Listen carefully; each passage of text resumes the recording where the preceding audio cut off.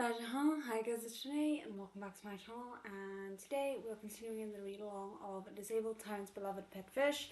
I feel like I'm getting better at saying the title and I better not butcher it in the next live.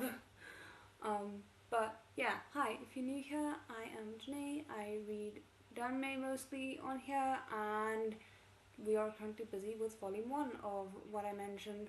So if you are new here, we generally take an break on the hour. It's 10 minutes where I just stretch my legs and go get tea or whatever I'm drinking, and then we continue until the end of the next hour. So I hope the audio is okay. I felt a little bit rushed and I almost forgot to actually plug in my mic, which was not good. Hi. So we have this, as I mentioned in the previous stream, I have the next volume of Urha, but we are going to be finishing this one up as decided by the poll from the last live. We're going to be finishing this one up before we go to volume 6 of Urha. So I hope that is okay. And also I got my friend and I were at a market at a shopping mall today, and then while we were there I picked up a book that I'd ordered a while ago, and I'm so freaking excited about it because I love reading these, but I haven't like found something to read in my off time that I enjoy enough to want to read it in my off time, or like not even want to read it, but more like I move past the guilt that I generally feel when reading in order to read this. So I'm very excited about that as well. Hi, first time actually getting in on your live. Hi. Well, I hope you enjoy it here and that everyone is nice to you. They generally are very kind, so I think it's gonna be good, hopefully. I think, let me just quickly grab a sip of coffee and then we can get started. Also, we have Comic-Con on Friday and I'm so freaking excited. I feel like it's gonna get harder and harder to get tickets because it's actually been getting more popular to go to Comic-Con. But I'm so excited. I'm really hoping there's some Danmei merch there because we generally do not have a stitch of Danmei merch everywhere. But last year I saw some and I bought some and it was very exciting.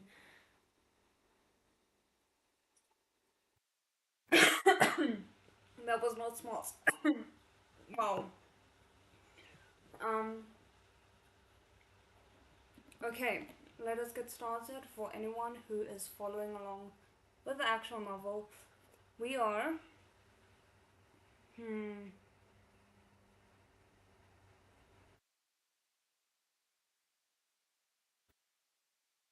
think we're on page 232. I feel like I would have ended at the end of the scene, but it doesn't sound that familiar. Okay, we were on, can anyone tell me what the head patting means? Liu didn't dare make another attempt to inch his mouth forward. Oh, okay, that gives me some context. We were busy with him trying to kiss Prince Jing. Okay. An unexpected visitor came to Prince Jing's manor. Prince Jing was cold towards most people, so he hardly ever invited any guests. There were usually only two types of people who came to the manor. The first type was people from the palace who were there to sort out business and announce royal edicts. Oh, we did read that bit.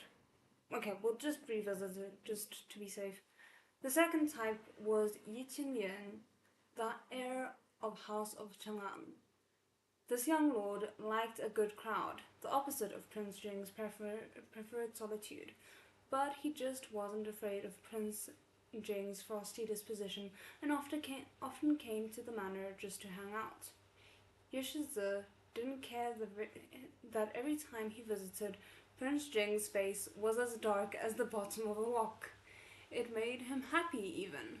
Prince Jing could tell everyone else who came to scram, but not him, because Yoshizu was his cousin. At most, he could only order the guards to grab Ying Yan by the collar and throw him out. Yeshiza hadn't been able to attend the banquet that was recently held at Prince Jing's manor because he had official matters to attend to, and he quite regretted missing out on the fun. He rushed over to Prince Jing's manor as soon as he had time, just a couple of days later. He'd also heard that Prince Jing had started taking care of a pet fish at that. Ye Qingyan had actually made the trip to show off his own pet, a dog. He thought that he had a little more in common with Prince Jing now, and they'd be able to chat with each other about their pets. He didn't seem to like the cat very much, so I doubt it. Wang Xi led Ye Qingyan with his dog in tow to meet Prince Jing. When he saw his cousin, Ye Qingyan grabbed a chair, sat down excitedly, and immediately started asking after the fish without having Wang Xi announce him. Tianqi, are you really keeping a fish as a pet? Prince Jing glanced at the large black dog behind Ye Qingyan, decked out in a heavy collar of pure gold. Instead of throwing his cousin out immediately like he usually did, Prince Jing signaled Wang Xi to bring the fish tank out. Isn't the fish tank massive? How on earth would he just bring it out? The crystal fish tank from the Emperor hadn't been moved since it was brought to Prince Jing's residence, as it was extremely inconvenient to move something so heavy and large. But since Ye Shizi was visiting, Prince Jing wanted to move the fish tank. Wang Xi felt both helpless and amused as he thought, who asked Ye Shizi to show off in front of His Highness? Of course he's going to show off his in return. Oh my goodness. Honestly, there would have been nothing wrong with just letting Ye Shizi enter the room to see the fish, but Prince Jing clearly didn't care for the dog. Besides, the fish tank would also be much easier to view outside the room than inside. Ye Qingyan didn't have to wait long before the fish tank, half the height of a person, was escorted in. Ye Qingyan's mouth dropped to the floor and was left there, forgotten. It wasn't that Ye Shizi had never seen crystal, but the jewels piled in the fish tank were almost enough to blind him. Oh, I forgot about that. And then he's gonna see the type of fish that it is, and I think he's gonna be very unimpressed, unfortunately. And then he's gonna lose all favor that he had with Prince Jing. Yet the fish inside was clearly just a normal, small, grey carp. You didn't throw your entire money pouch into the fish tank, did you? Ye Qingyan muttered. He didn't actually care about a pet's value, but someone like Prince Jing, who was willing to spoil a fish, was far a greater rarity than his fish. He'd intentionally tried to show off the pure gold collar on his dog's neck, but it was nothing compared to Prince Jing's fish tank. The golden collar was expensive, yes, but even money might not be able to buy Prince Jing's fish tank and everything inside it. Prince Jing glanced at him with an "Are you an idiot?" expression on his face. Ye Qingyan gulped. He suddenly remembered that Prince Jing was rich, but he never really showed it. So what had happened for him to show it off now? Ye Qingyan didn't want to be embarrassed, so he snapped his fingers. His large black dog bounded over, wagging its tail and pawing at his legs. The young lord immediately regained some of his lost confidence and hugged his dog, who in return nibbled on his face. Ye Qingyan smirked at Prince Jing. Prince Jing knew that Ye Shizi was provoking him, but he had never snapped at his fish or trained him before. He thought the young lord was being childish and wasn't quite expecting anything. Oh my word, but I cannot imagine our dear fish taking lightly to the challenge, and he doesn't need to be trained to show off. Hi all, I love listening to these live, but I want to relax to this after work. Just want to say hi. Your read-alongs are so calming. Thank you very much. That's a massive compliment. Thank you. But I hope you'll enjoy it when you do get back to it.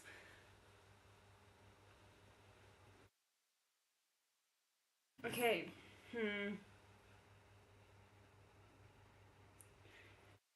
Liu Ye, in his fish tank, was watching Ye Qingyan with his dog as well. He could tell what was going on from a single glance. Were the pets going to compete? Liu's fish tail flapped in excitement, and he rushed to the front of the fish tank. It was time to help his owner earn some more respect. What could a dog do? He'd beat 10 of them in a row. Prince Jing noticed his fish looked quite eager. Why not give it a try then? He hesitantly stretched out his hand, palm up. Liu knew that Ye Qingyan was trustworthy, so he flicked his tail and effortlessly jumped out of the water, landing directly on Prince Jing's palm. Oh my goodness! Vindicated, Prince Jing held up his fish and softly squeezed his back. Liu wanted to use this opportunity for some intimate contact, but Prince Jing moved faster than him and placed him in a petal-shaped tea bowl that Wang Shi had prepared ahead of time. Ah, he'd failed to steal a kiss. Liu flopped unhappily in his teacup. Sob, sob, sob. Let me out. I have to finish my mission. Ye Qingyan... Sorry. Ye Qingyan did believe Prince Jing was playing with the fish, and the unappealing fish actually jumped. Not only did he jump, he also jumped into Prince Jing's palm with deadly accuracy. His own dog wouldn't lick the center of his palm if there wasn't food on it, but Prince Jing didn't feed his fish anything. He lost. He lost. Ye Qingyan felt like he'd lost the meaning of life. Wait. He rubbed his face as he remembered something and asked, Tianchi, what's your fish's name? Oh! That's a good point. We haven't actually, he doesn't have a name in the outside world. Oh. This is gonna be interesting to see what name Prince Jing gives him, if any. Because also he doesn't need to call him, so Prince Jing stared at him. My dog's name is Xiongfeng. Ye Qingyan grinned, feeling like he'd won this round. He was sure that someone as boring as Prince Jing wouldn't think of giving his pet a name. Even if Xiongfeng wasn't as smart as the little carp, he still had Prince Jing beat when it came to names. Liu Ye didn't really understand what was going on and wanted to laugh, but before he could giggle, his gaze met Prince Jing's. He instantly had a bad feeling. If Ye Shizi was going to brag about his dog's name, he suddenly remembered how Wang Shi called him Little Thing. Did Prince Jing want to... No, Little Thing was much less dignified than Xiongfeng. So I'm assuming... Would it be Xiao Dongxi then? If it's Little Thing? Yeah, that doesn't quite work. I don't think so. Liu immediately shook his head and wagged his tail, trying to demonstrate his disapproval. Prince Jing was indeed thinking about how he really hadn't named his fish yet. There was actually a couple of ways to address him. Most servants called him His Highness's Fish or Master Fish. Wang Shi had called him Master Fish once or twice, but he called him Little Thing more often.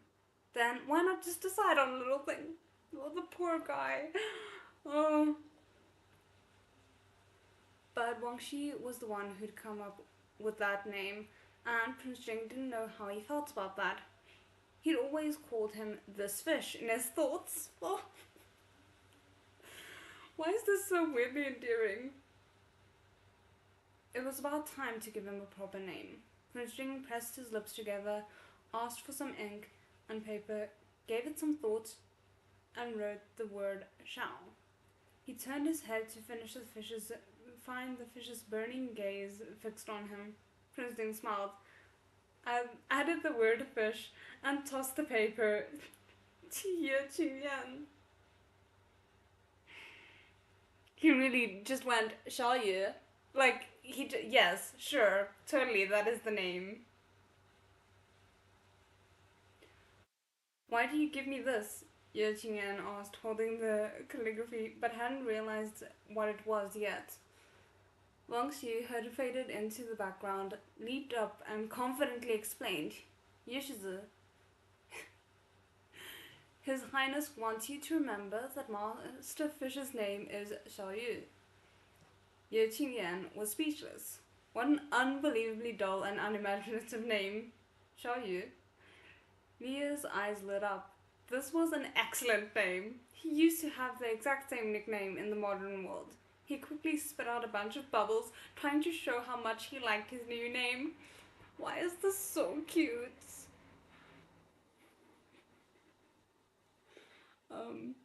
I kind of want to have a go at doing a read along like this too, but I'm camera and voice shy. Yeah, like honestly, if someone had asked me in school if I ever thought I'd be doing something like this, the answer would very firmly be no, because I was the quiet person in school, so I get you. I'd like to introduce you all to my son, a tiny human, lol.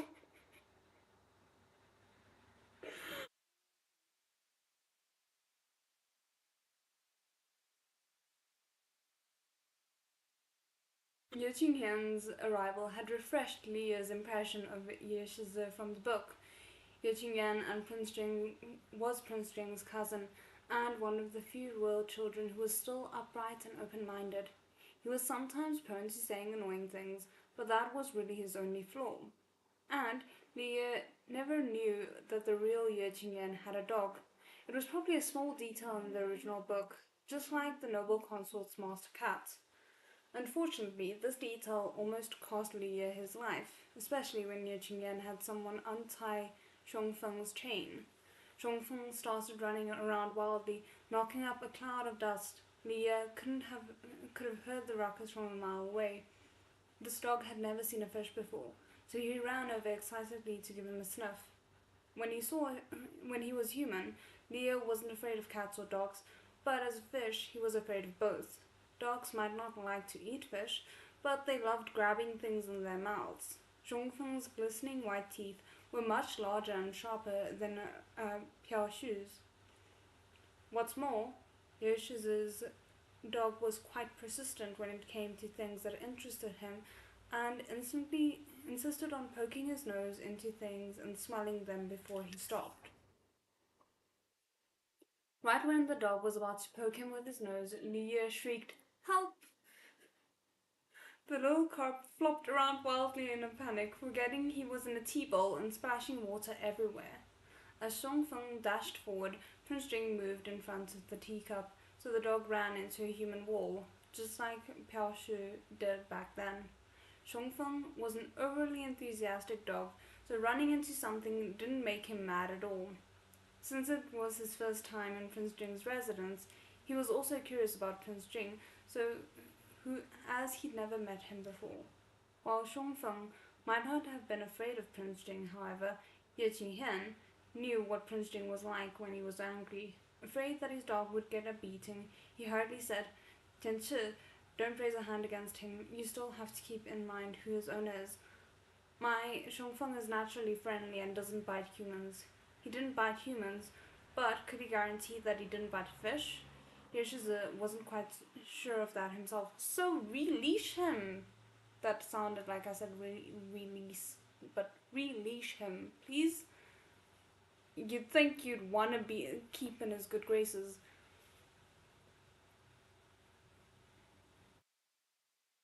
Because of these read-alongs, I bought the books and it only gets better. Oh, really? Well, I'm glad you're enjoying them. That's wonderful. It's really a funny, cute series to break up a lot of the other angsty things. Yes, I'm very much in that headspace at the moment as well. I love the imagery. I had reading it. Book 2 is cute too. I worry about book 3, what I know vaguely about it. Oh no!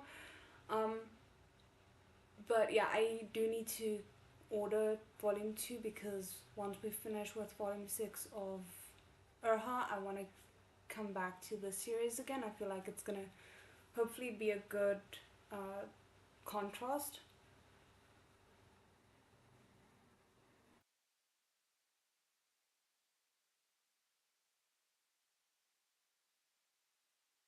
Very good. Prince Jing glanced at Ye Qingyan and laughed coldly at him. He didn't end up dealing with Feng. Instead, he turned around and ordered Wang Xi to pick up Ye Qingyan's dog and his dog and throw them out together. Oh my goodness! Feng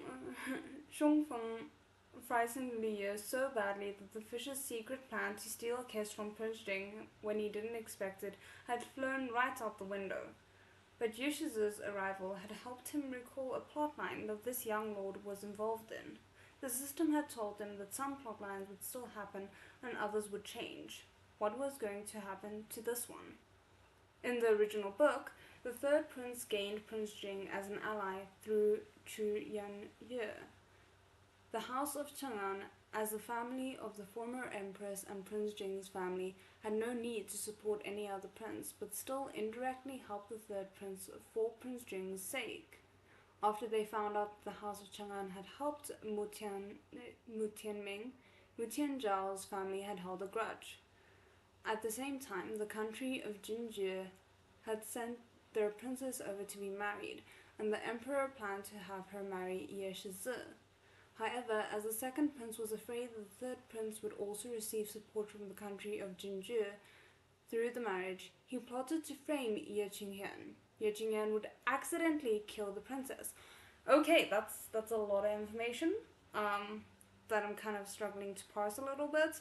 But also, like, I'm struggling because I love dogs. So imagining poor Chongfeng being discarded, even though I get where Prince Jing is coming from his perspective, I just feel bad. I'm not so worried about the owner.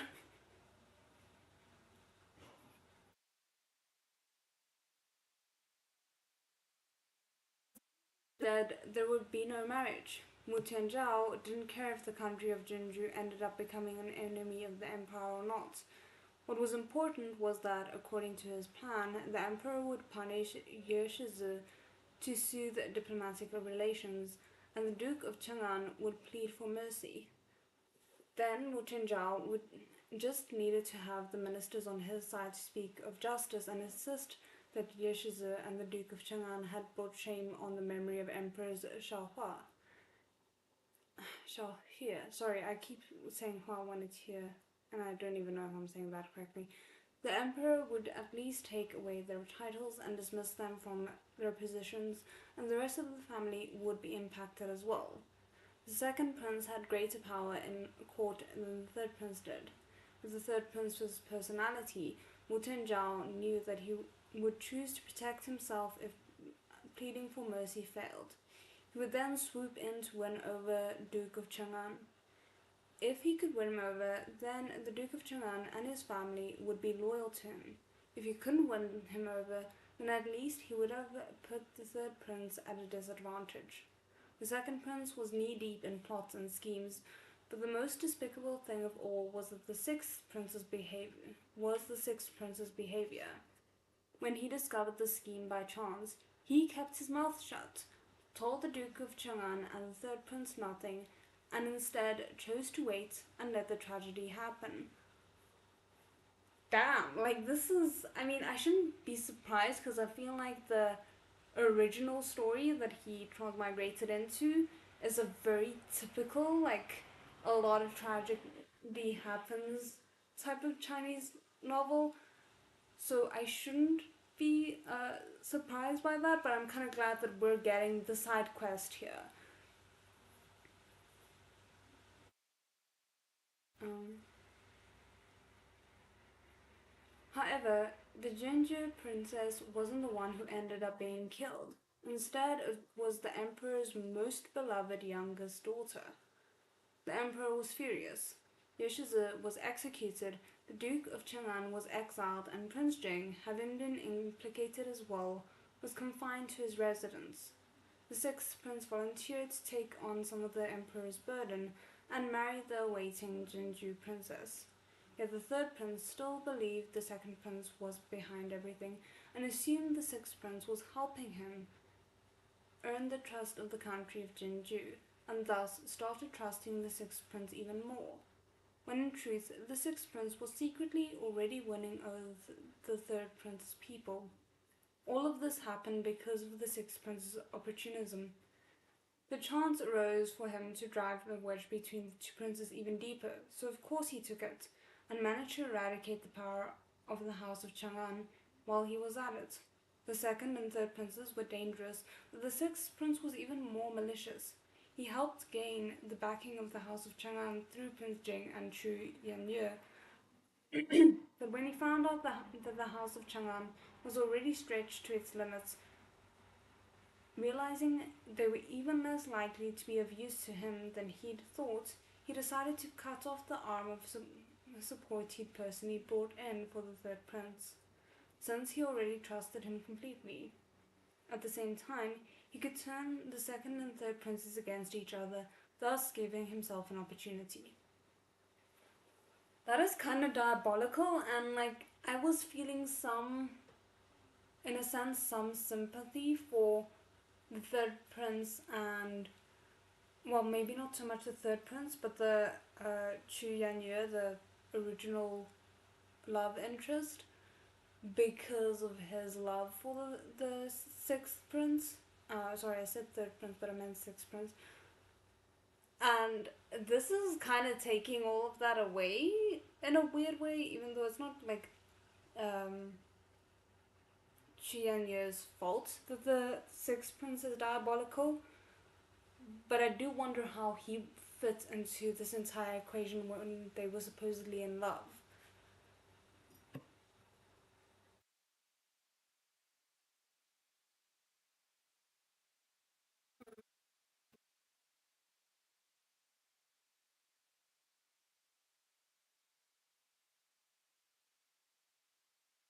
Okay, I lost some of it. The artwork has been released. Oh, is that for volume 3? Yes, it's beautiful. I was so mad I got my books online and my second book got squished. Oh no, no, no, that's horrible. Do you highlight? I don't. No, but I put them on a shelf and only open them to look at the art, then read it properly in my ebook version. Oh, if I had the money to buy both, I would be doing that as well. I'll go. I have to listen after work. Have a good rest of the day. Okay, but yeah, I hope you will enjoy it when you do get back to it. And let me just see what the timing is at the moment. Okay, we have a half an hour before the break. I do want to try and get through 40 pages during each stream, so we might go a little bit over. With all the political scheming, I'm surprised. Yeah, no, honestly, he would. I'm kind of glad he's not here though, because I feel like that would just make everything even more extreme.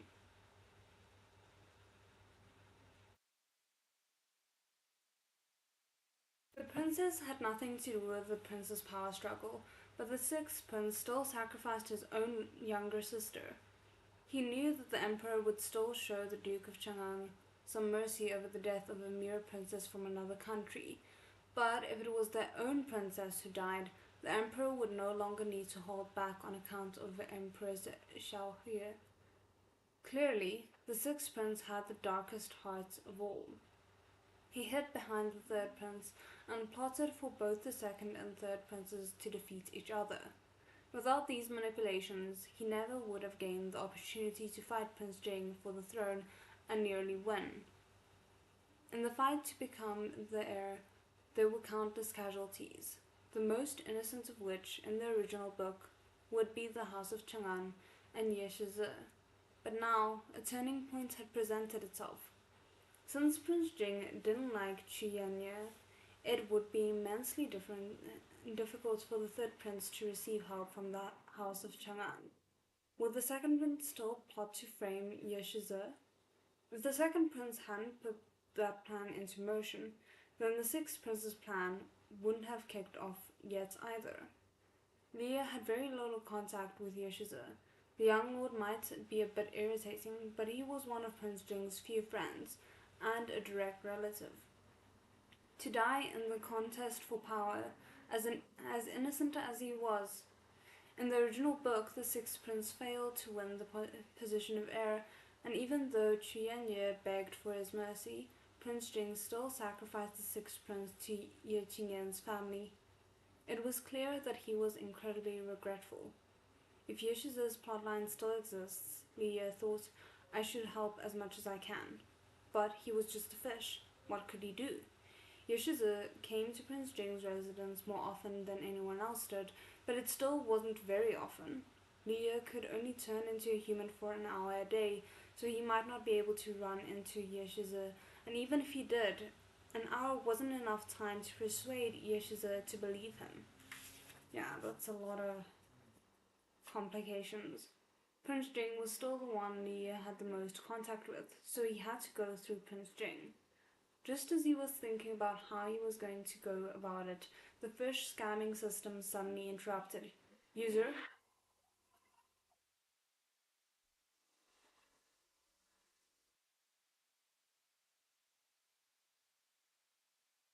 Sorry guys, I don't know if you heard that, but someone is very, very drunk and revving their car outside the window, and that was kind of terrifying. I was just waiting to hear a crash. Damn, okay, sorry. Um,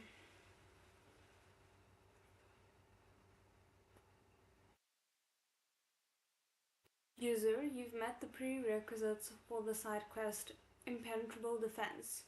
Would you like to begin? Impenetrable? That's an interesting title, okay. What side quest? Said Leah. How come I can activate it even though I haven't done anything? It activates when the user is willing to save canon fodder characters from the book without anything in return. Oh my goodness. Yeah, I really hope so. Unfortunately, it's not an uncommon occurrence. Um, but it still startles me when it does happen, and you just kind of hope that you don't hear anything, and if you do, you go out and check if everyone's okay. Um,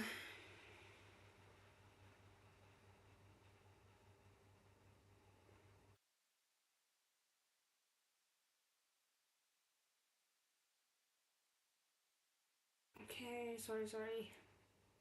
Leah laughed.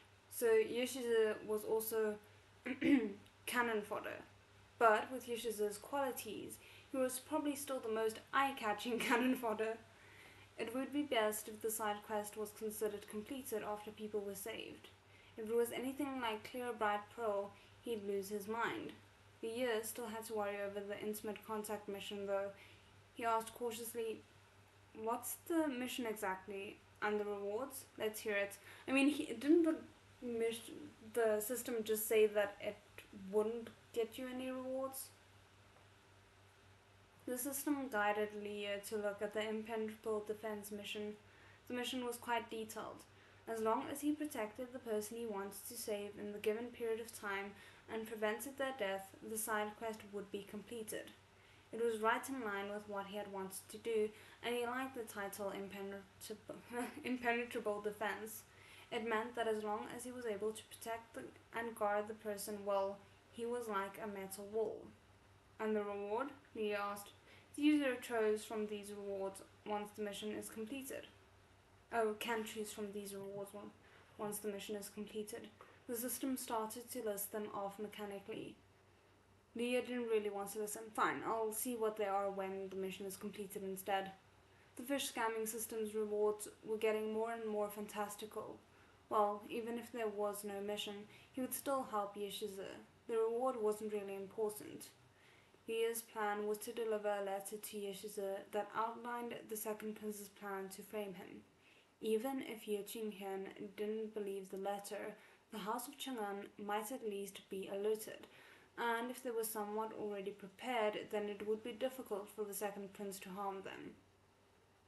Since Liu already had the skill that let him change into a human, he didn't have to worry about how he was going to write. But it wasn't until he was actually faced with writing the letter that he suddenly realized. In ancient times, people wrote in traditional characters.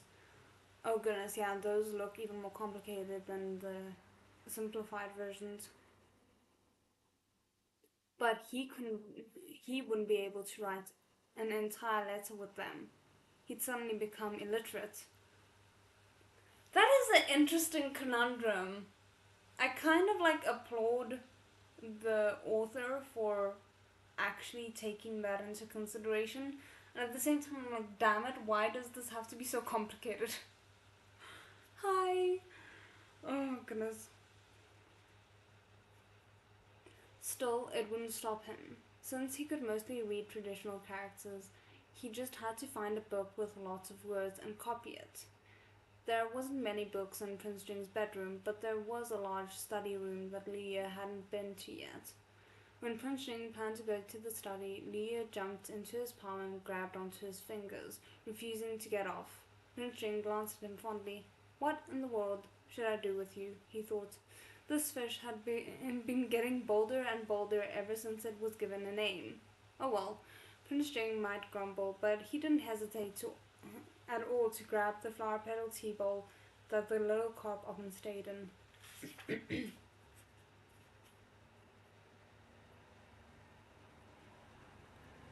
When he got to the study, Prince Jing placed the fish on the side as usual and brought over a set of books to read at the desk. I think Cookie is probably referring to Jungkook, right?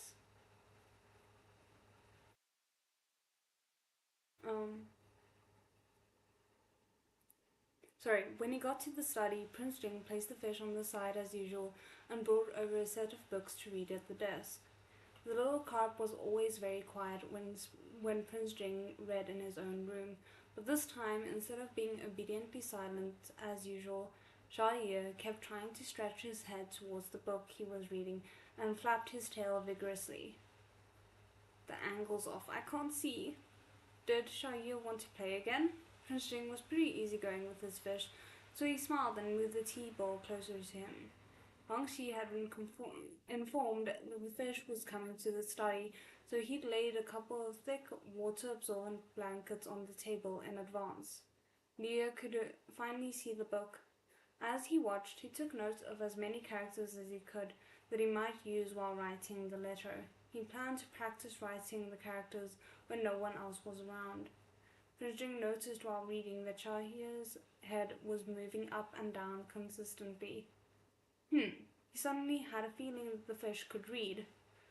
No, he definitely saw it wrong, right? Prince Jing put his book down and rubbed the spot between his eyebrows. He noticed that as he put the book down, the little carp slowly tipped forward in his tea bowl until he fell onto the page with a soft poof. Ah, thought Prince Jing, so he fell asleep. Leah despaired. How come I fell asleep?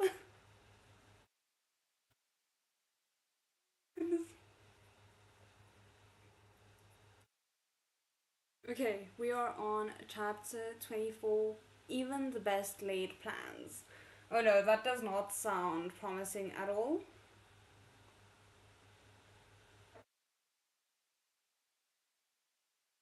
While Prince Jing was out, Leah took the opportunity to transform into a young man. This was the first time he'd used the transformation skill outside the system's interface, and it was kind of an overwhelming experience. But he had urgent matters to attend to.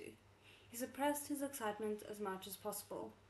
After he transformed back into a human, he still didn't have any clothes to wear, but it wasn't a big deal. Leah nonchalantly took out a new set of underclothes and underwear from the closet as if he'd done this 1,000 times before. He didn't have long as a human, so he didn't have time to do anything else. For now, until he was able to properly write the letter to Ying Yan, this was fine. Once he finished getting dressed, he found the cuffs of the robes were too long. He rolled them up, exposing his pale forearms. He carefully examined the things on the table. Prince Jing's brush and ink were all there, but he couldn't use them recklessly. If he left any traces for Prince Jing to find, all his efforts up to now would be for nothing. Leah thought back to how he'd watched the servants organize the room when he was bored. Based on those memories, he walked to the shelves and opened the drawers in the middle to find spare brushes and ink. He took out a brush, a stack of rice paper, and a half-used ink stick. In ancient times, the ink first had to be ground from an ink stick. Yeah, and apparently there's like very few people these days who are able to actually make ink sticks anymore, and it's quite a lot of, like it actually costs a lot of money. At least from what I've seen online.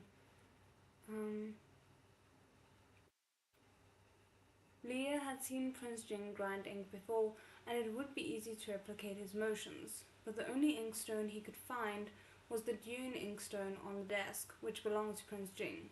There was no way he could use that.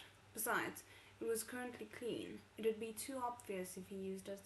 Leah pursed his lips and chose one of the tea bowls on the ground to use as the inkstone for the time being. Doesn't that that kind of ink super stain, so it's gonna leave residue? Now everything was ready. Leah positioned his four treasures of the study on a corner of the desk, poured some clear water into the bowl, and started to grind the ink. He'd never done this before, and he wasn't sure when to stop grinding, so he just decided to stop when the water turned black and dipped his brush in the ink. Leah set his cheek on his palm, held the brush, and thought about how to phrase his message. He'd memorized a lot of the characters from Prince Jing's book, but there were still some characters he didn't know how to write. Prince Jing's book wasn't a dictionary, and it was hard for a fish to sneak around and find the exact characters he wanted. Whatever. Even if he couldn't write a few characters clearly, or got them wrong, it was fine as long as Ye Shizi got his message. Mind made up, Li Ye picked up his brush and started to write his letter.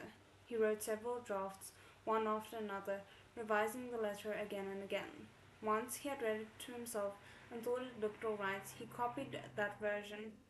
He waited for the ink to dry, then he folded it, made a simple envelope from another sheet of paper, and crammed it in. Now that the letter was done, all he had to do was give it to Ying Yan. I mean, I feel like that's going to be easier said than done.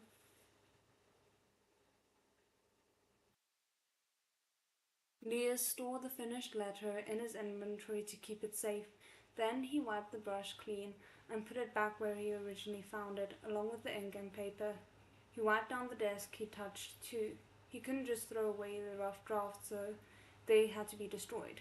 Leah wavered between burning and eating the paper, but since paper tasted awful, and he was afraid Prince Jing would notice something strange about his belly again, he lifted the lid of the incense burner in the room. By the time he disposed of everything, the fish scanning system started counting down his remaining time in human form.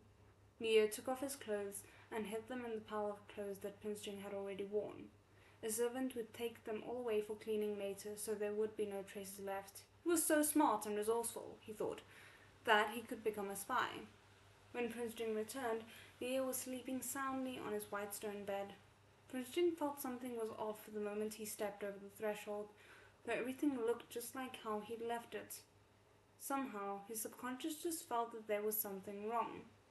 He looked at his fish first. Xiaoye was lying quietly on the white stone bed. Right when Prince Jing was about to go over and check, the fish spat out a bubble. His fish was fine. Oh goodness, are you really sleeping then, Xiaoye? I feel like you might not be. I have a Chinese calligraphy set. I can confirm that it takes forever to grind the ink. Oh goodness, I only have like the brush, but I don't actually have the ink, and that sounds very time consuming.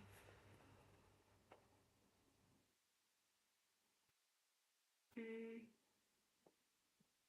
Prince Jing walked around the room once, slowly, and finally figured out what was wrong. Something had been burned in his incense burner, but there wasn't the smell of incense. Prince Jing opened it up, but he didn't find anything strange except for ashes scattered around the outside of the incense burner. Very peculiar. Prince Jing forbade others from entering and leaving his room unless necessary, so the servants of his residence would not do something like this. It looked like someone had come in and burned something in the incense burner, and very possibly did other things as well. I mean, I feel like it's fair for him to be paranoid because someone could have like put a poison in there that is gonna, you know, slowly poison him while it's burning or something like that. Like, I think it's a fair thing to be paranoid about.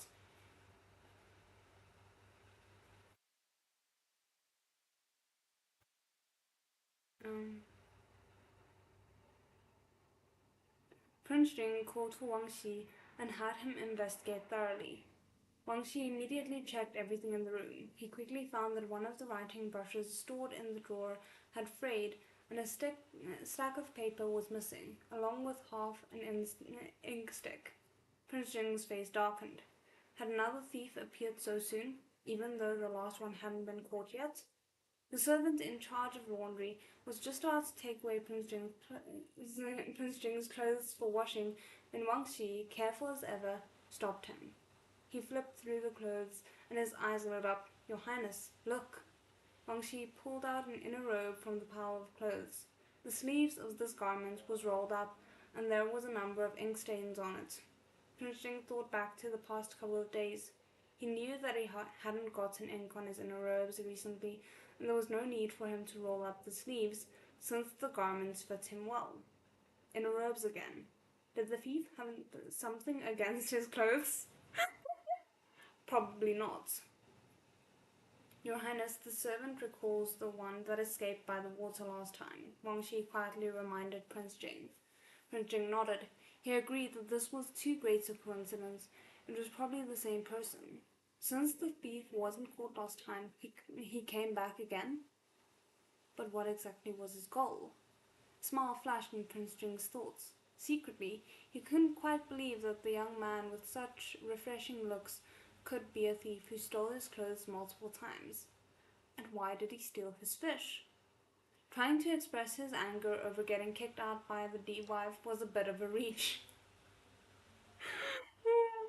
I forgot about that. You can practice calligraphy with just water on it, and it can be reused when it dries up. Oh, that's clever. Can we advocate for a pay raise for our wingman Wang Xi? I mean, yes, but also he's kind of accidentally sabotaging Xiaoye's plans here a little bit, and I know he's just doing his job very well, but it might be a problem later on. Wang Xi and Xi Chen are the top captains of. Yes, indeed.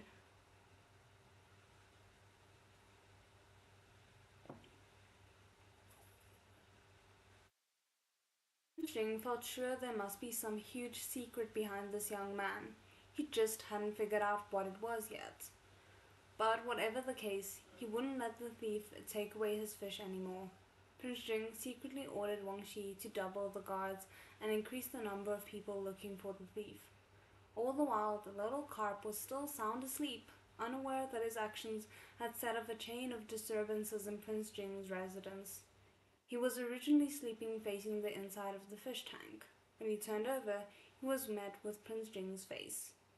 Right away, Prince Jing and Wang Shi noticed a long black mark on his body that hadn't been washed away by the water yet. Wang Shi, shocked, asked Prince Jing for directions. When he fished out Xiaoye and wiped him down, they realized the fish was covered in ink. Prince Jing was deeply perplexed. I mean, I don't blame him, honestly. Because at this point, I would be thinking, like, did he use the fish to write something, like, with ink? What is going on? Your Highness, look. The servant hurried over with a tea bowl to ask for further instructions. For some reason, the cup was filled with ink instead of clear water. Ink again, thought Prince Jing. Jing, why ink? The ink-stained garment Wang Xi found, the bowl filled with ink, a ruined brush, a used ink stick, the missing rice paper, and a disturbed incense burner. The mystery intruder had most likely used the cup as a grinding stone in his room, used the brush and ink to write something, and burned something in the incense burner. And Xiaoye? How could the ink have gotten on him? Prince Jing wondered. Liu was still bleary-eyed when Wang Shi took him out of the fish tank, but when he realized that a servant had found the tea bowl with the ink and Prince Jing was examining the ink on his body, he jolted awake at once. He was too careless. He didn't notice he'd gotten ink on his hands and wiped it on his body, and he hadn't put the teacup down when he was done with it, and he'd put the teacup down when he was done with it, and forgotten to pour the ink out. The best laid plans of fish and men often go haywire. Oh my goodness, the best laid plans of fish and men. What a sentence. Dumb husky, more like dumb fish. Look, we've spoken about the brain size. We will keep using that as his excuse.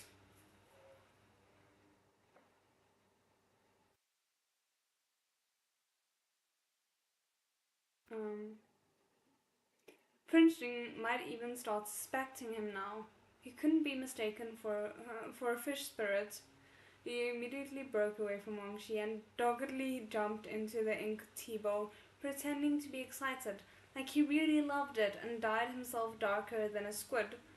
Prince Jing had been splashed by the fish a number of times now, so he knew what was going to happen as soon as the fish lifted his tail. He raised his arm to cover himself, intercepting most of the ink splashes with his sleeve. Of course, his sleeve had still been stained quite badly. Wang Shi beside him wasn't so quick and gained a smattering of new ink spots on his face. Wang Shi tried to smile to smooth things over. Master Fish is quite spirited, he said, wiping his face with his handkerchief. Wang Shi, expressionless, figured it was obvious where the ink on the fish had come from. The fish clearly did it while he was playing around. Okay, but who grinded the ink though? So are you thinking that like the two issues are separate? The thief came in, did the things with the ink, and then your fish got out of the fish tank, splashed in the teacup, and then got back into the fish tank? Is that where the thought process is?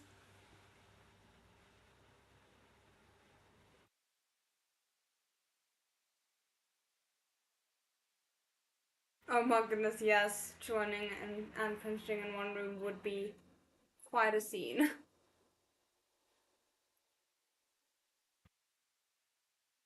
Continued to act like a cute little squid in the face of Prince Jing's fish targeted eye lasers. His fake image was hanging by a thread, but he'd managed to hold on. With the letter finished, now he had to figure out how to send it. Leah thought about waiting until the holidays and smuggling it in one of the gifts that the two manors exchanged, but it was difficult for a normal person to get near those gifts, and he couldn't guarantee that Ying Yan would actually see the letter himself. He decided to try and make his move when Ying Yan came to Prince Jing's residence instead. Luckily, since Yeshiza's beloved dog couldn't measure up to a fish, Yeshiza brought him over again soon. This time, Yeshiza had brought a golden ball with him. A golden ball? That seems counterintuitive, but okay. He threw the golden ball as far away as possible, and Xiaofeng immediately ran after it and brought it back to him. This would have to shut Prince Jing up, he thought. No matter how smart a fish is, it's still not as good as a dog. Prince Jing gave Ye Qingyan a pitying glance, then gestured at him to look in the fish tank. Ye Shizi took a look. At first, all he saw was a bunch of jewels, but soon he spotted Prince Jing's Xiaoyu swimming around casually, stacking the jewels sky high, and then he picked up an aquamarine with his tail and tossed it to knock over the stack of jewels. Prince Jing's fish could do tricks like that. Yeshiza was so jealous that his eyeballs almost fell out of his head. He'd lost again. Not them competing with their pets. That is not something I was expecting at all. Xiaofeng, on the other hand, was immensely excited by the sight. He wagged his tail around wildly, as if he was cheering the fish on. Leo swam over. He wasn't so afraid of Xiaofeng, with a crystal wall between them, and he started boldly flapping his tail towards Xiaofeng as if teasing him. Shafang became even more lively, trotting in front of the crystal fish tank as if he wanted to jump in and play with the fish. Oh goodness. Watching the two of them was making Ying Yan a little dizzy. Help! Wang Shi escorted him away to rest, but Xiaofeng stayed behind, looking at Xiao Yu expectantly. He reached his nose out several times, trying to sniff him, but was met with cold crystal every time. He barked impatiently. Mia's eyes lit up. If it was just him and Xiaofeng, he could use this as an opportunity. Xiaofeng, become a messenger for your master.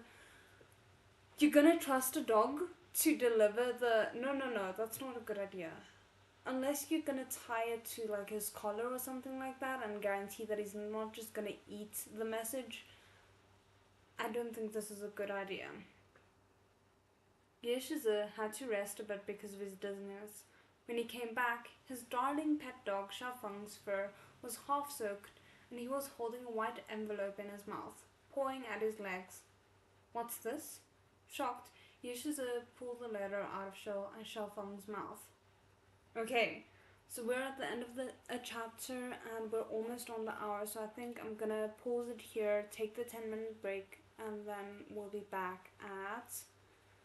make it 8 past to continue with the rest of the read-along. So I will see you guys then.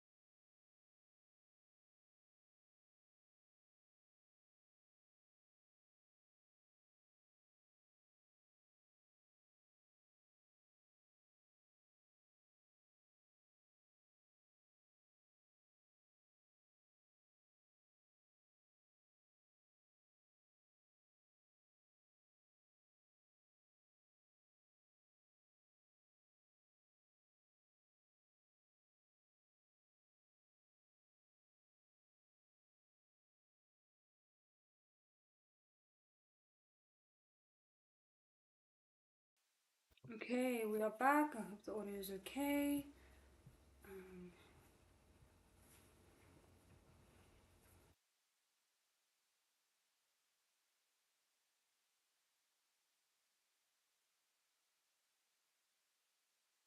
So, for those following along, we were on chapter 25, page 253. The fish, fish eating dessert, not the fish. Um, at first, Ye Qingyan thought that it was just a joke, and he read the letter with a smile on his face. The letter was only a couple of lines long, but by the time he finished reading it, Ye Qingyan's expression had changed. Prince Jing treated Ye Shizi flippantly, but Ye Shizi was still his younger cousin. Naturally, he wanted to know what had shocked him to this extent. He glanced at Wang Shi. Wang Shi stepped forward and spoke for him. Ye Shizi, what's the matter? Ye Qingyan looked like his soul had left his body, and it took a while before he returned to his senses. He passed the letter over and asked, Tianchi, do you know who wrote this letter? Wang Shi took the letter and handed it to Prince Jing without even reading it. But when Mu Tianchi skimmed through it, he was shocked. The writing on this letter was probably the most disjointed thing he'd ever seen in his life. There was only a couple of characters written correctly, most of them were missing strokes, as crooked as if they'd been blown over by the wind. A 6 or 7-year-old child could do better than this. Not only were the characters ugly, but the letter spoke of an event that made one's blood run cold. Okay, I'm glad, because I was so scared that the reveal was going to be like, it's so badly written that it's like unreadable, basically. The second prince intended to harm Ye Qingyan by framing him for killing the princess of Jinju. The letter warned Ye Qingyan to keep an eye on the second prince's actions, and more importantly, not to trust the sixth prince. The emperor only had 4 princes who'd come of age. Everyone knew that the sixth prince was the third prince's follower, and that the second and third princes were butting heads. Meanwhile, Prince Jing didn't get along with any of them. This thin piece of paper mentioned 3 of the 4 princes in addition to Ye Qingyan, who was obviously related to Prince Jing.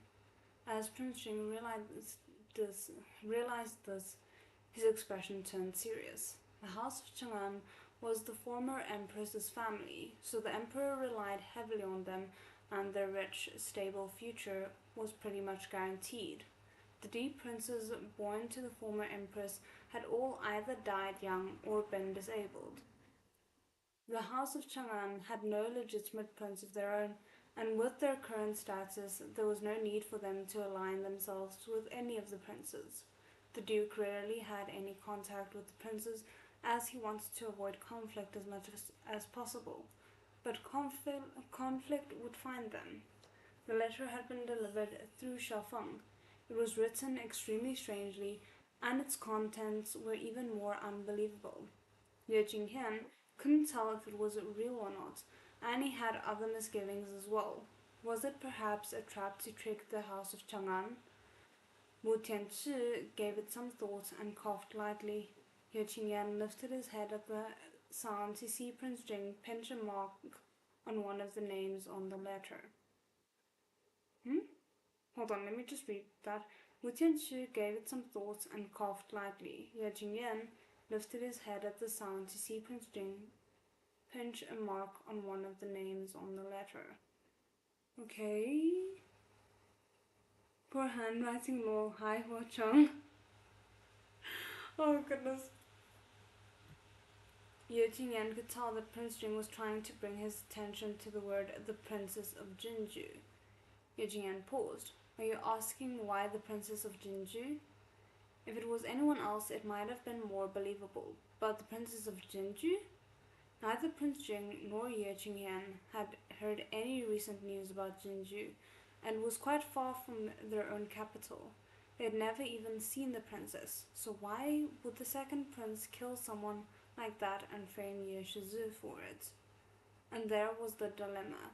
If the letter was just a trap to trick the House of Chang'an, there would be no need to involve a foreign princess. Thus, Prince Jing was more inclined to believe, or at least partially believe, the letter. Yeah, I feel like if it was something that was. This is weird, but the more believable it is, aka, like, oh yes, this small event is happening that totally would fit in with everything. It's almost like, okay, this could be someone setting a trap. But if it's like, oh, this very strange thing, like me trying to convince you that aliens exist, basically, why claim that and go to all this effort if you don't at least genuinely believe it yourself?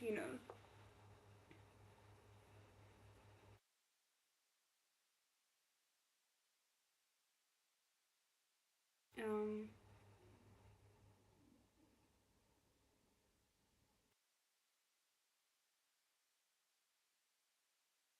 Prince Jing took a brush and paper and wrote, "Be prepared just in case." Ye Qingyan fell silent for a while, fully understanding what Prince Jing meant. "It's better to believe it than to disbelieve it," he said. "I'll have my people keep an eye on the second prince and the sixth prince. Let's see what they're going to do. And let's see what the person who wrote the letter wants. Thank you for your quick reminder. I probably would have had a headache over this for a while." Liu Jingyan smiled candidly and patted Prince Jing's shoulder. This is kind of nice, seeing them care about each other. Like, it's nice to see Prince Jing being close to someone that is not Xiao Ye or Wang Xi. Outsiders all said Prince Jing was withdrawn and didn't care about anything, but in actuality, he was careful and perceptive. Ye Qingyan's overly familiar action made Prince Jing furrow his brow slightly. "Alright," Ye Qingyan said. "Who do you think sent this letter? They even used Xiaofeng, so they must be familiar with my habits. Perhaps it's someone I'm close with?" Ye Qingyan's guess made sense. Prince Jing wanted to know who'd sent the letter too. But he had different thoughts. It's true that the letter was delivered through Xiaofeng, but it was also given while Ye Shizi was visiting Prince Jing's residence. If it was simply someone who was familiar with Ye Shizi, why would they do it right under Prince Jing's nose? Prince Jing was more inclined to believe that the person was already embedded in his residence somehow, and only used Ye Shizi's visit as an opportunity to give him the letter. The people and connections mentioned in the letter were complex and entangled. Taking another glance at the wild writing, many strokes were forked, yet each stroke was still forceful. With this type of writing style, the brush would have. A thought suddenly struck Prince Jing. He'd seen a frayed brush like that just a few days ago, in his own room. It must have been that young man. Prince Jing had guessed he'd written something in his room, so was it the letter that Ye Qingyan was holding now? "Tianchi, what are you thinking about with such a serious expression?" Ye Qingyan put up two fingers and waved them in front of Prince Jing's eyes. Prince Jing mercilessly slapped away his troublemaking hand. Ye Qingyan laughed. "Are you thinking about who they are and where they are? I have my own ways of locating whoever it is, but..." Ye Qingyan glanced at Prince Jing and stubbornly stopped right when it was getting juicy. Prince Jing looked impatiently at him, signaling with his eyes, "Spit it out." Ye Qingyan laughed and continued, "I have my own ways of locating this person. If you want to find out who sent the letter, then answer a question of mine first." Ye Qingyan felt he couldn't be any more resourceful for using this opportunity to get something out of Prince Jing. He smugly said, "I heard you moved back here because you were attacked in the palace. I haven't been able to figure it out, but how did the assassin get into your room when Jintai Palace, your own dwelling, is full of guards?" I'd kind of forgotten about that assassin. I feel bad saying it, but it's true. Um, I can't do much better with ink and brush. I'll join the Hwa Club. I mean, yeah, I do feel like calligraphy is a skill and one that I have not acquired at all. Um,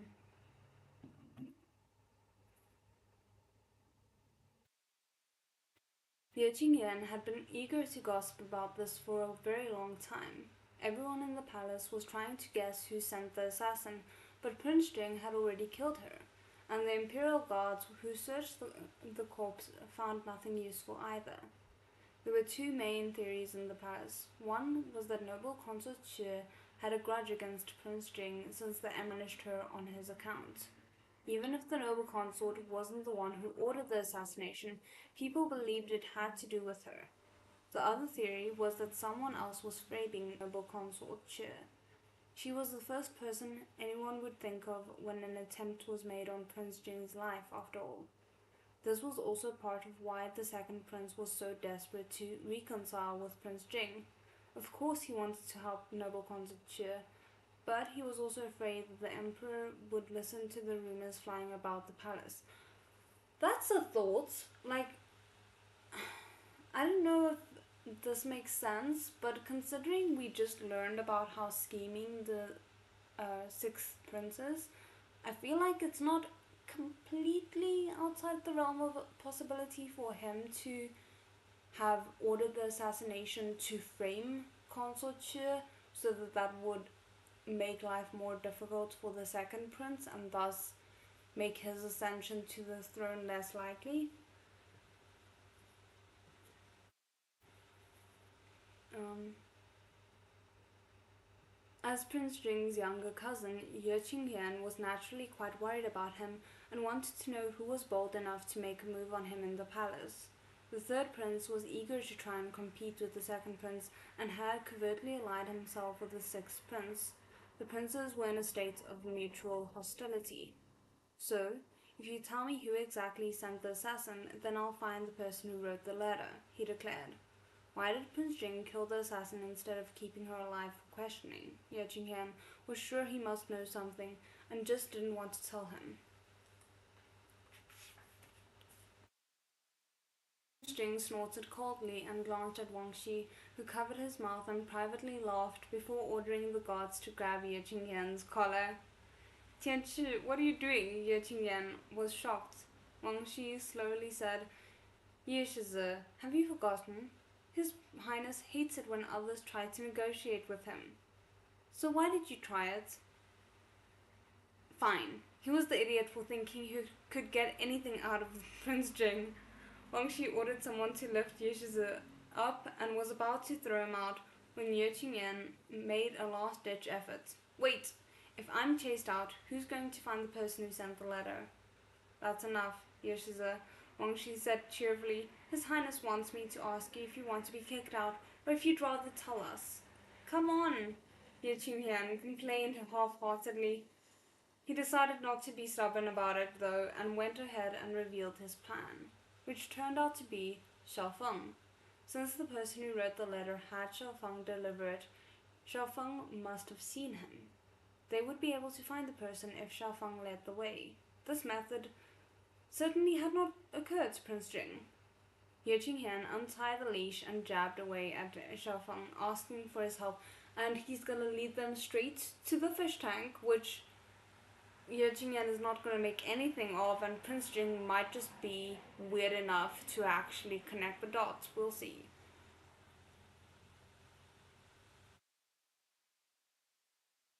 It wasn't clear if Xiaofeng understood him or not, but when Ye Shizi was done speaking, Xiaofeng licked the center of his palm and turned to trot away. Ye Qingyan said hurriedly, Come on, he's going to find him.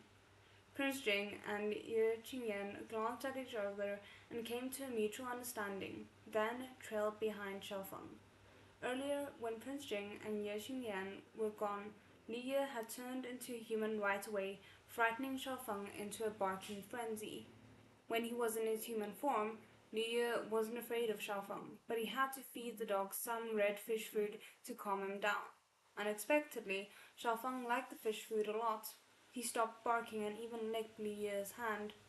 After getting Xiaofeng under control, Li Ye took the letter out of his inventory and had Xiaofeng carry it in his mouth to send it over. At this point, the rescue mission was over half finished. The rest was up to Ye Shizi. It would have been better if he could have gone with Xiaofeng, but neither of the forms at his disposal would be any good for it. As a human, he would be chased out of the manor, and as a fish, he probably wouldn't be able to catch up with the dog, or would be eaten by the dog. So Li Ye, okay, that part I added, sorry, that was not in the book. So Li Ye decided to stay where he was and wait for Xiaofeng after he delivered the letter. The transformation went smoothly this time, and there was a lot of time left before he needed to turn back into a fish. Li Ye didn't dare run around, though, so he just got dressed and sat in the room, staring in a daze at the soft pink peach blossom-shaped desserts on the table. Each one was shaped exactly like a peach blossom, and they were quite fragrant.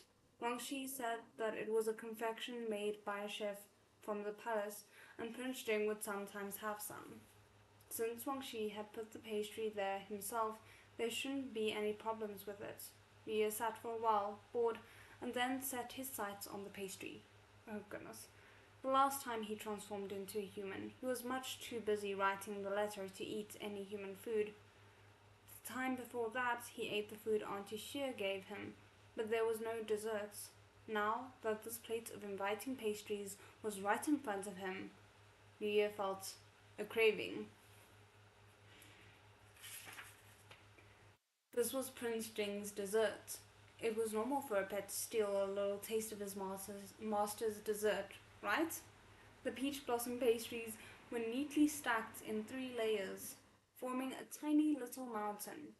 There were 3 in the topmost layer. Li Ye picked a larger one and took a bite out of it. The pink-colored pastry was crispy and sweet, and it really did taste like peach blossoms. Question. And I feel like we're about to get the answer, so I don't know why I'm bothering to ask it, but can he transform back into a fish before his time is up? Like, does he have that amount of control, or is it like once you transform, you're stuck for the allotted amount of time that you have per day? Mm.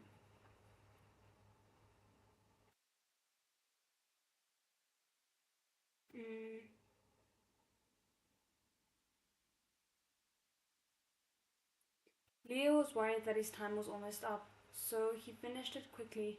But once he finished the first one, he wanted another, so he grabbed a second piece and shoved it in his mouth. He didn't plan on eating too much, but now that he'd taken away 2 pieces, there was a gap, and the pastry mountain was imperfect. The justifications that he's giving himself, Leo gave it some thought. Then took out the 2 pastries from the bottom layer and rearranged the rest of the pastries. Now that the layer was smaller though, now that layer was smaller though, so he took another piece from the second layer and rearranged that one. As a result, the entire mountain shrank.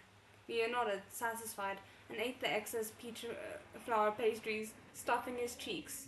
He was chomping enthusiastically on his dessert when there was a loud barking outside. Leo was happy at first. Was Xiaofeng returning after a successfully completed mission? Leo glanced out of the window to see Xiaofeng happily wagging his tail, running like the wind with Prince Jing and Ye Shizi in tow. Crap. Stupid Xiaofeng. He agreed to complete the mission alone. He promised not to betray him. When did he make those promises, sir? Why did he leave these 2 over? He was caught in a dead end. Again. Fishy turned into a hamster? What do you mean with the cheek stuffing?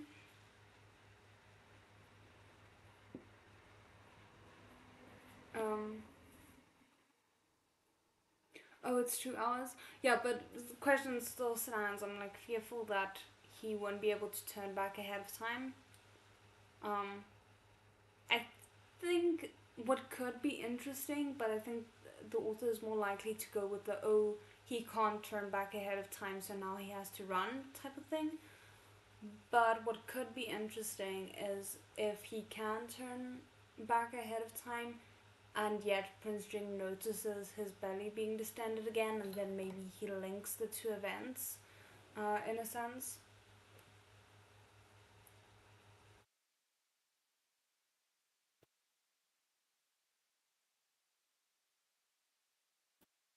Okay.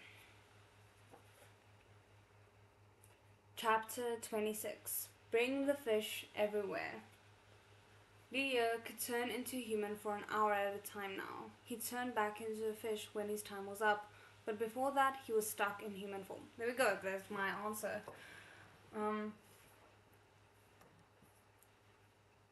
It was impossible to cancel the transformation halfway through. The fish scamming system didn't give him a way to do it.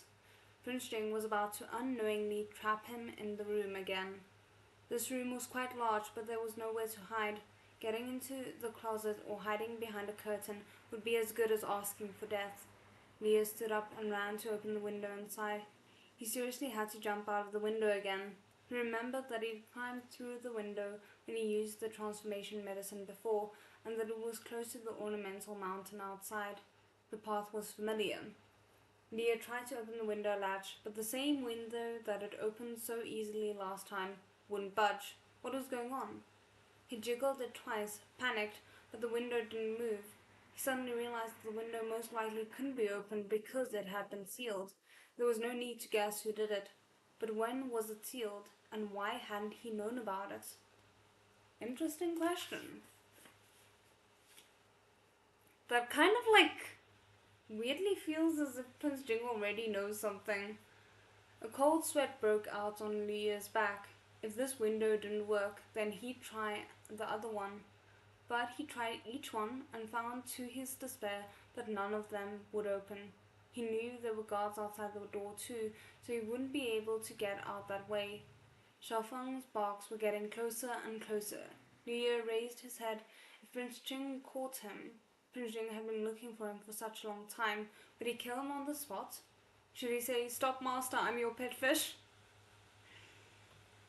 It was hard to imagine how Prince Jing would react when he found out Leo was his pet fish, but if he just made up a random lie instead, it wouldn't be long before he was found out. If he ended up in Prince Jing's hands, they wouldn't need any special tricks to discover his secret. All they had to do was wait for him to turn back into a fish. He still had one more step of the main quest to complete, but he'd been so focused on saving others that he didn't put much effort into getting intimately close with Prince Jing. If Prince Jing knew his real identity, it would be a miracle if he didn't kill him. He definitely wouldn't be allowed to do anything more of his quest. Was there really nothing he could do? Sweat rolled down Leo's nose as his eyes frantically darted around, sweeping across every single object in the room. Prince Jing and Ying Yan followed closely behind the running Xiaofeng. Xiaofeng, about to run into the inner portion of the manor, looked like he was going to run straight into Prince Jing's room. Prince Jing was a bit thrown off. He already suspected that the young man who'd escaped before was the one who'd used Xiaofeng to deliver the letter. Could it be that the young man, even after his intense search, had not left the manor yet? Prince Jing recalled that the people he'd sent out had never returned with any useful information. At first, he thought this person was simply too crafty, but he'd left clues in his residence and his room over and over. Perhaps he wasn't thinking in the right direction. Perhaps the person never went far in the first place and had been hiding in the residence all this time, since the most dangerous place was also the safest. If Xiaofeng was on the right track and the thief was really hiding in his room, Prince Jing would make sure he couldn't escape this time. Xiaofeng was about to enter the room when he suddenly stopped and sniffed around. Does that mean he turned back into a fish in time? I really hope that's the case.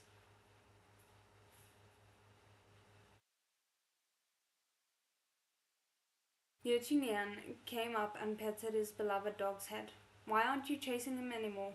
Xiaofeng barked twice, then turned around to go towards the small bamboo forest outside the room, running to a person at the entrance. Wrong way?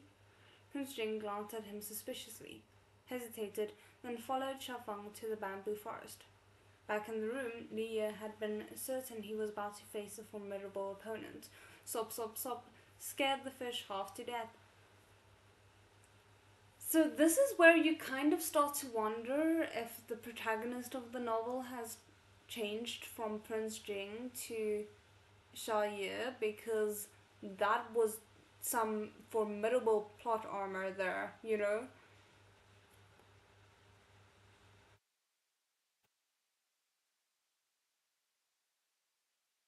He didn't know why Xiaofeng had decided not to come over, but one thing was clear. Xiaofeng Swerving in another direction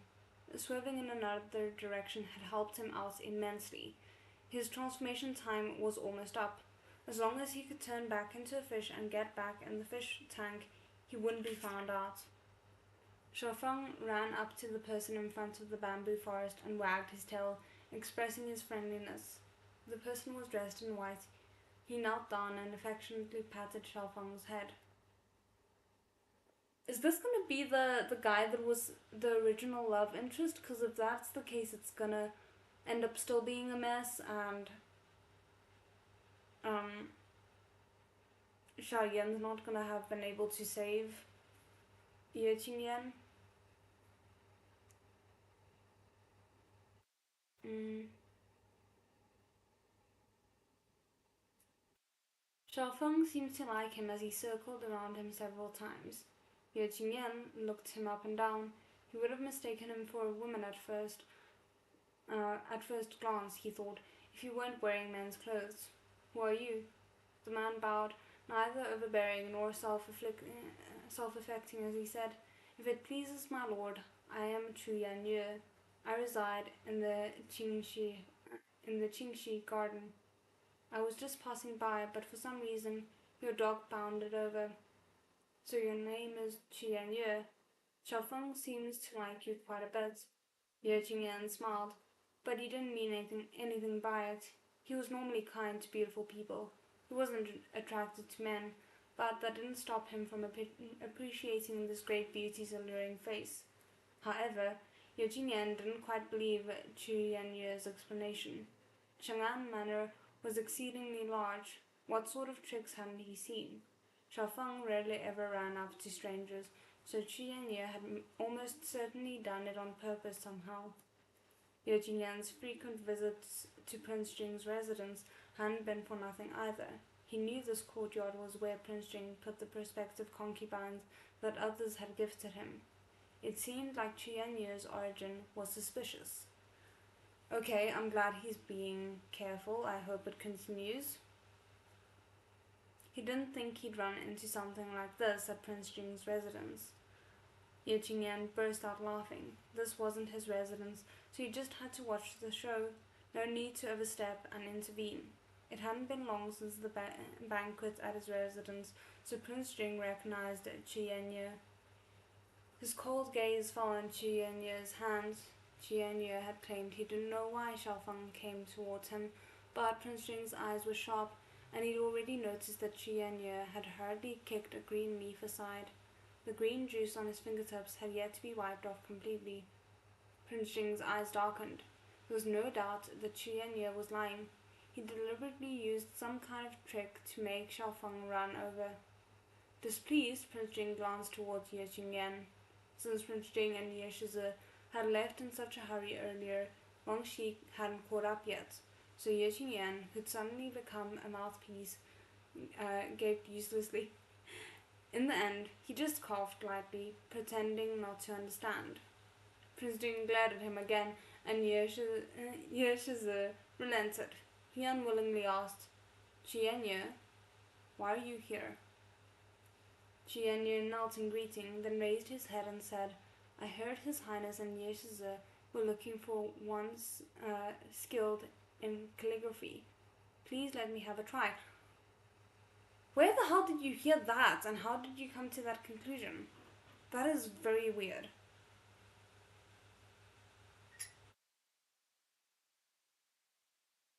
It kind kind of makes me wonder if he bribed a servant to eavesdrop and the servant mislaid the information or something.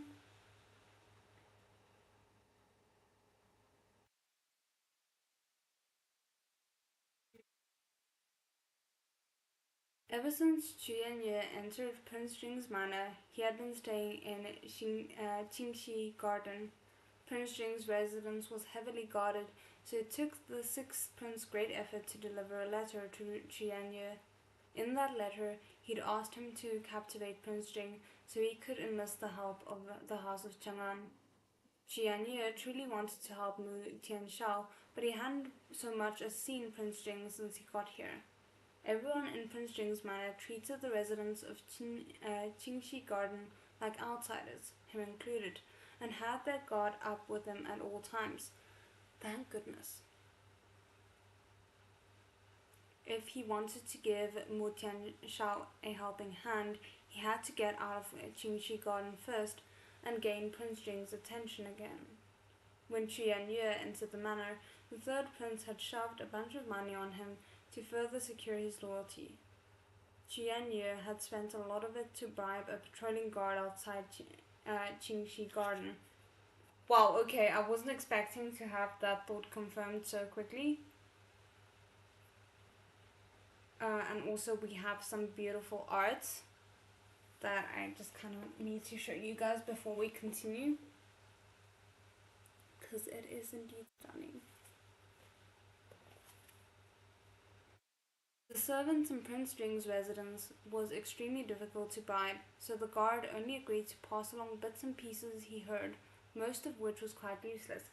That is still too much. The fact that you're at all willing to pass any kind of information when someone is asking about information should put you on high alert. Like, why is someone asking about information that they don't have a right to know? You know? Like, it just feels suspicious. The servants in Prince Jing's residence were extreme. Oh, sorry, I read that bit already. This time though, the guard told Chuyenye that Ye Shizi came to the residence with a dog, and that Prince Jing and Ye Shizi were looking for someone. It seemed to be someone good at calligraphy. Sure, yes, so spectacularly good at calligraphy. The guard was stationed where all this was happening, so he wasn't quite sure about the details. Oh, sorry, the guard wasn't stationed where all this was happening, so he wasn't sure about all the details. But after Chuyenye learned about this, he came up with a plan to run into Prince Jing, using Ye Shizi's dog, and recommend himself for the position. He was an avid reader and remembered reading about how dogs loved a certain leaf that gave off a fragrant scent. Someone in Qingxi Garden grew such plants, and Chuyenye managed to pick some.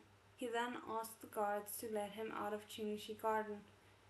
It was in fact possible for those living in Qingxi Garden to go out for walks, but they were not allowed to go too far and had to be accompanied by guards. Oh, I feel like a lot of people are about to be fired. Or freaking executed, depending on how bad Prince Jing's mood is. The guards helped him for the sake of money and asked to follow him in person. Having attained his goal of leaving Qingxi Garden, Chuyenye took advantage of the guards' carelessness and slipped away. He'd heard the guard mention the general layout of Prince Jing's manor, so he tried his best to walk in a direction that would allow him to run into Prince Jing. From a distance, you could see Prince Jing and the other man chasing a black dog. The guard must not have been lying. The young man had to be the heir of the House of Chang'an, and the dog his favorite pet. Chuyenye suppressed his fear of dogs, crushed the leaf, and smeared the juice on his fingers. The dog was easily lured, its nose as sensitive as ever. This feels like a very half-baked plan, which is not bad on the writer's part necessarily. Like, I think at this point it just reflects badly on the character. But the fact that he's like, okay, I'm gonna risk angering this man who I don't know for the chance that this might gain his favor. Not the best plan. Perfectly normal in imperial times, everyone wanted to climb up the ladder. True, I guess.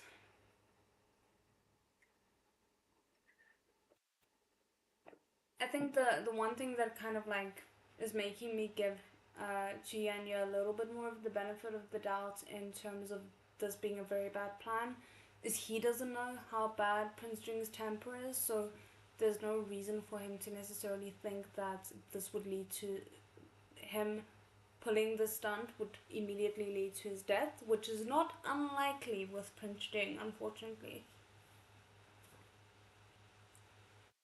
Um,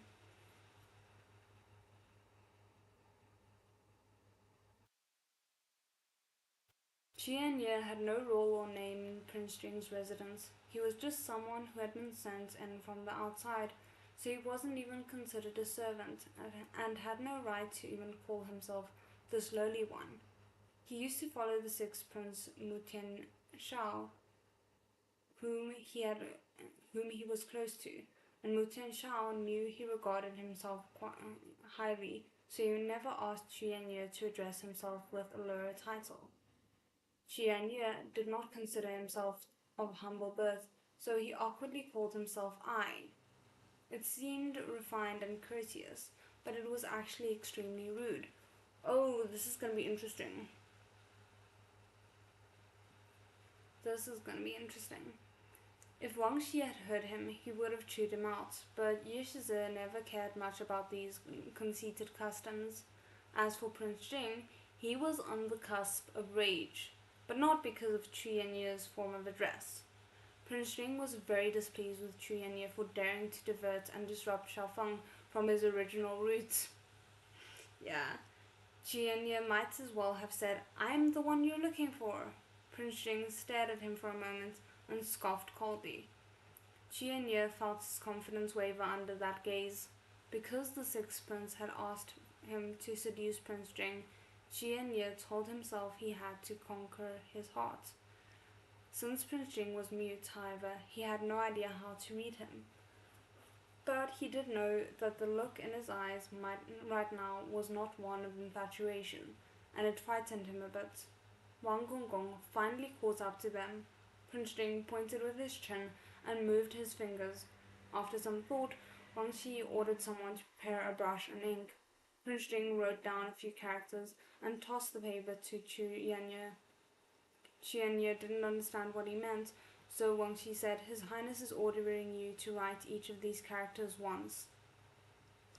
Ye Qingyan moved closer to glance at the paper and smiled. Qian Ye didn't know this, but those characters were ones that had been written on the letter. Qian Ye said he was the one they were looking for, so obviously they had to check his handwriting. I mean, the fact that he's claiming that after the person who is actually the one they're looking for made so much effort to not be discovered, I feel like should immediately disqualify him in Prince Jing's eyes, but I understand why he still feels the need to check. Jian Ye thanked him and copied the characters after some deliberation. To impress Prince Jing, he wrote the characters beautifully in small, regular script, lettering with one hand, then again in flowing, unrestrained cursive with the other. He was always worried about how he had never been able to show off his talents.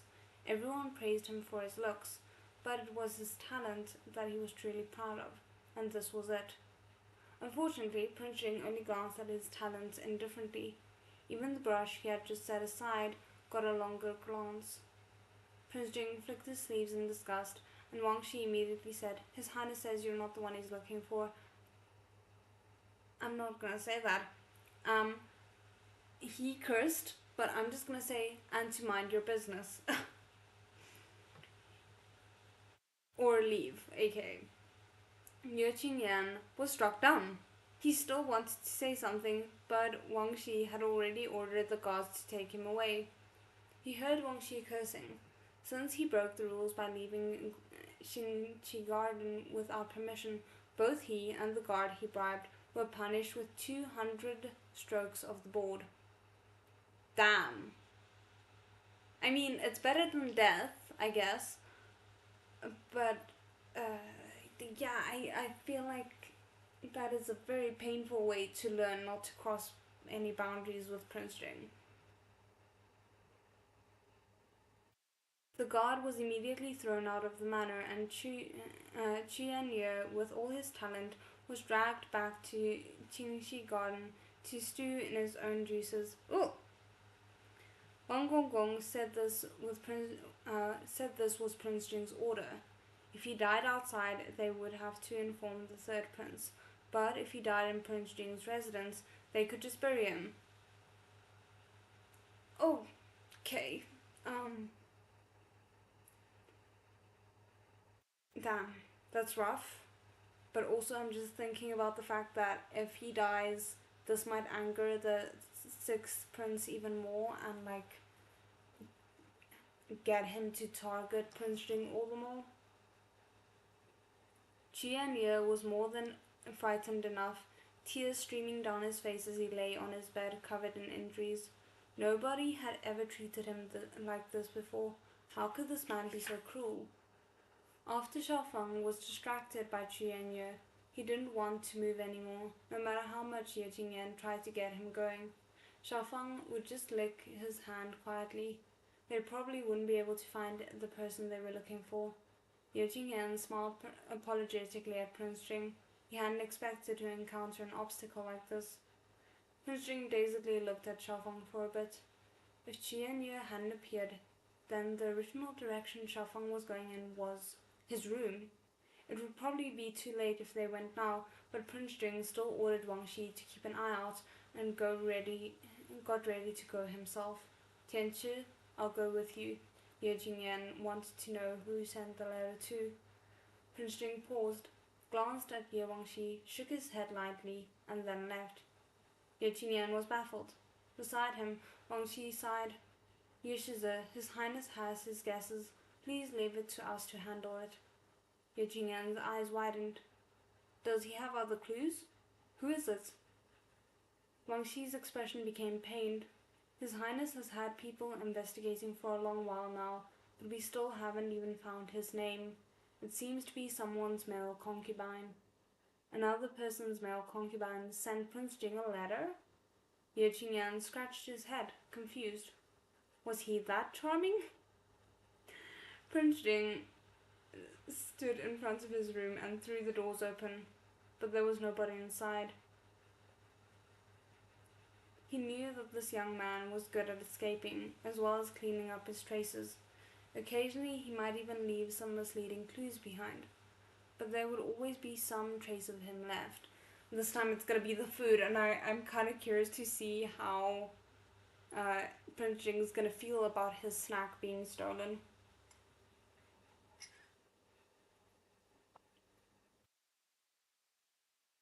If the sixth prince cared so much about Qian Ye, then he wouldn't have sent him in the first place.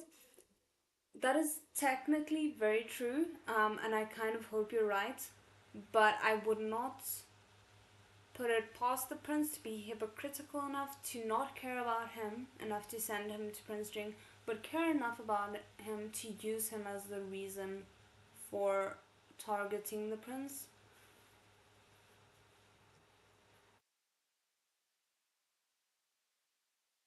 Mm.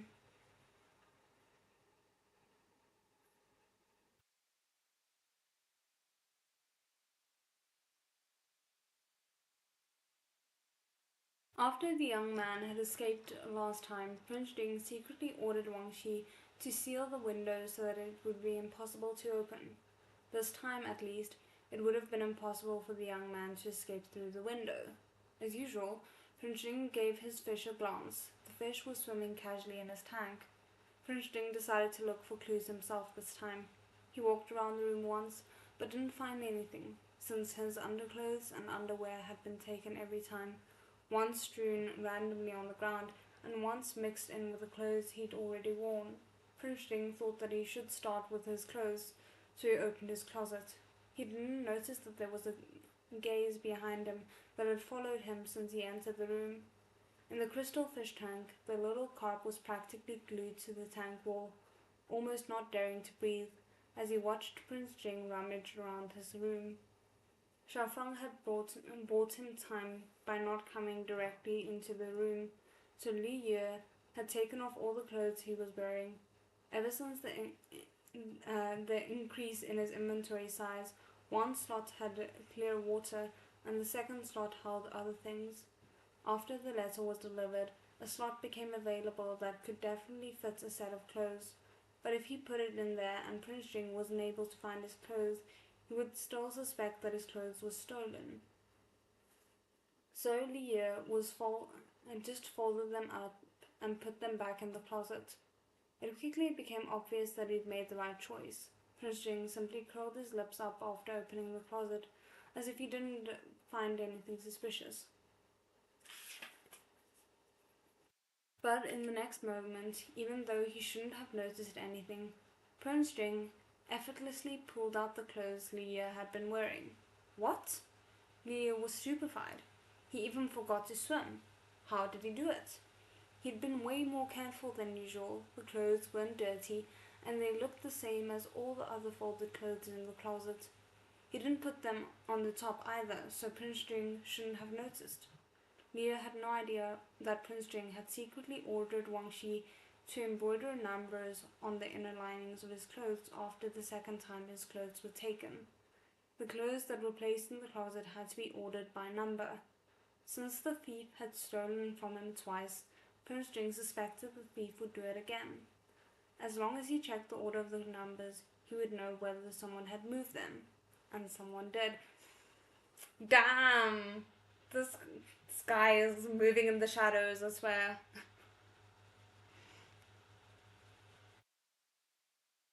Li Ye had no idea that Prince Jing... Oh, sorry, I read that bit. Since the thief had stolen from him twice, and I read that bit as well. As long as he checked the order of the numbers, he would know whether someone had moved them, and someone did. But that was all he found. The thief wasn't trapped in the room like he thought he'd be. He'd gotten away again, and with a method he couldn't figure out. Prince Jing walked over to the tank, watching his fish swim and thinking about the young man's whereabouts. The look of concentration on his face made Li Ye afraid. He was so handsome. Oh my goodness, this man has the attention span of a fish. Like, oh yes, I'm so worried, but he's so handsome. 5D chess playing over there. He's a clever tyrant. Oh goodness.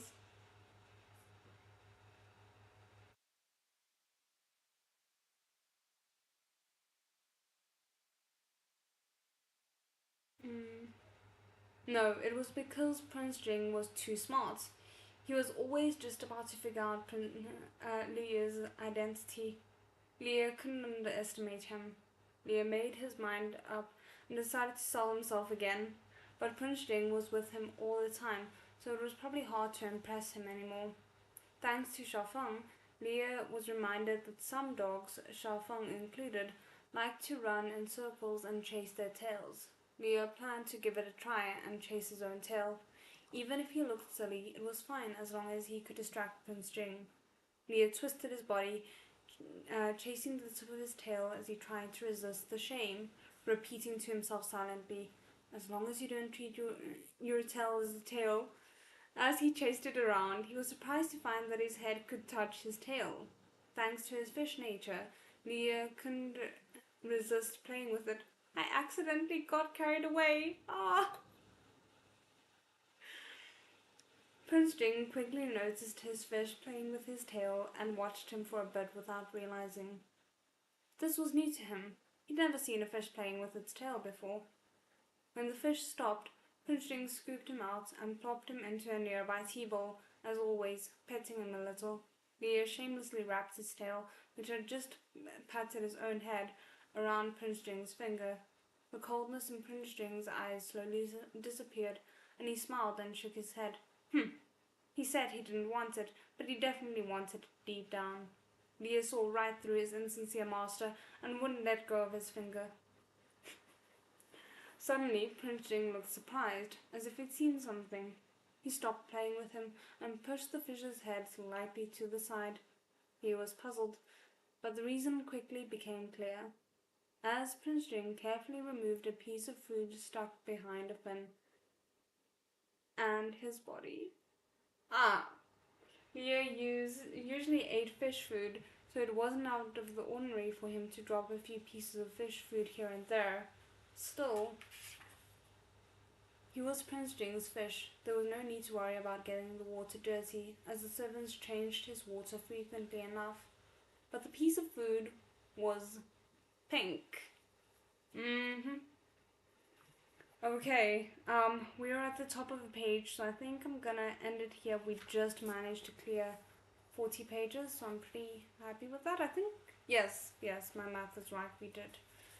So, yeah, I thought about moving this week's streams to Wednesdays and Fridays, but because I'm having Comic-Con on Friday and I'm not sure how I'm gonna be feeling after a whole day on my feet on Friday, I thought, for this week we'll still keep it at the regular Tuesday and Thursday, so I will see you guys again on Thursday, same time as usual.